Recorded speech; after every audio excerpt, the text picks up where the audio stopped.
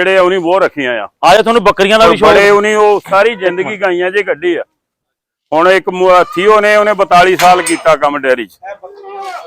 ਆ ਬੱਕਰੀਆਂ ਦਾ ਜੀ। ਅੱਛਾ ਜੀ। ਆ ਇਹਨਾਂ ਦੀ ਆ ਇੱਕੋ ਹੀ ਛਿਜਰੇ ਤੋਂ ਜਿੱਦਾਂ ਮੈਂ ਉਹ ਬਰੀਡ ਬਣਾਈ ਨਾ, ਗਾਂ ਬੱਕਰੀਆਂ ਵੀ ਜਿਹੜੀਆਂ ਨਾ ਇਹੀ ਬਰੀਡ ਇੱਕੋ ਹੀ। ਇਹ ਬੱਕਰੀ ਦਾ 2 ਲੱਖ ਰੁਪਇਆ ਮੈਨੂੰ ਦਿੰਦੇ ਸੀ। ਹੁਣ ਵੀ ਇੱਕ ਬੰਦਾ ਆਇਆ।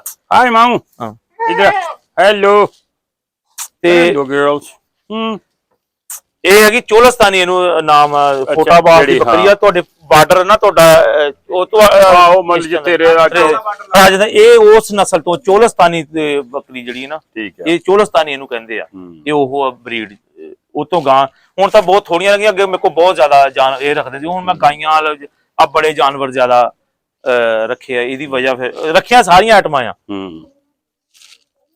ਇਹ ਹੈ ਨਾ ਉਦਾਂ ਦੁੱਧ ਜਦੋਂ ਪੀਣ ਦੇ ਟਾਈਮ ਆਉਂਦੀਆਂ ਉਦੋਂ ਆਉਂਦੀਆਂ ਵਾ ਨਜ਼ਦੀਕ ਦੀ। ਹੁਣ ਨਾ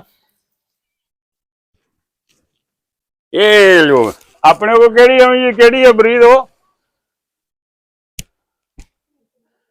ਹੈ ਨਾ, ਕਿਹੜੀ ਆ ਉਹ?